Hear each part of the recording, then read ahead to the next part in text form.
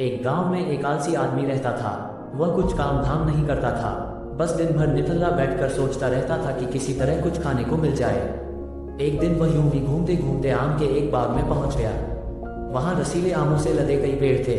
रसीले आम देख उसके मुंह में पानी आ गया और आम तोड़ने वह एक पेड़ पर चढ़ गया। लेकिन जैसे ही वह पेड़ पर चढ़ा, बाग का मालिक वहां आ पहुंचा।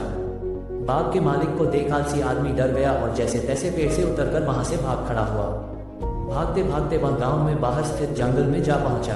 वह बुरी तरह से थक गया था, इसलिए एक पेड़ के नीचे बैठकर सुस्ताने लगा।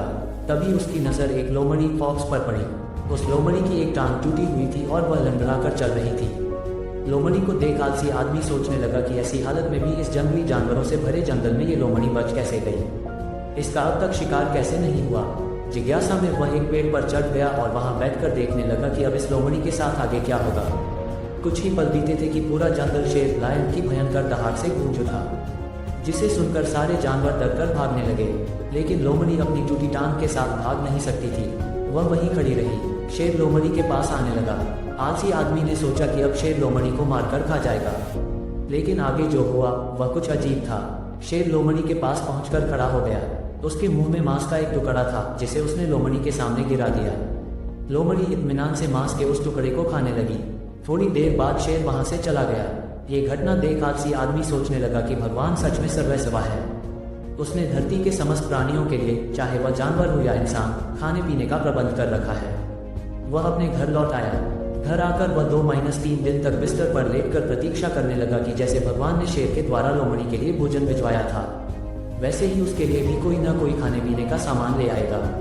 लेकिन ऐसा कुछ नहीं हुआ। भूख से उसकी हालत खराब होने लगी। आखिरकार उसे घर से बाहर निकलना ही पड़ा। घर के बाहर उसे एक पेड़ के नीचे बैठे हुए बाबा दिखाई पड़े।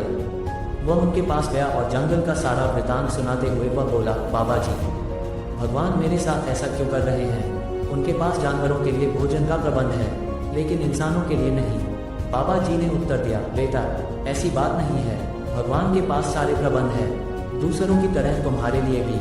लेकिन बात यह है कि वे तुम्हें लोमड़ी नहीं शेर बनाना चाहते हैं। सीख, हम सबके भीतर क्षमताओं का असीम भंडार है, बस अपनी अज्ञानतावश हम उन्हें पहचान नहीं पाते और स्वयं को कमतर समझकर दूसरों की सहायता की प्रतीक्षा करते रहते हैं। स्वयं की क्षमता पहचानिए, दूसरों की सहायता की प्रतीक्षा मत करिए। इतने सक्षम बनिए कि आप दूसरों की सहायता कर सकें।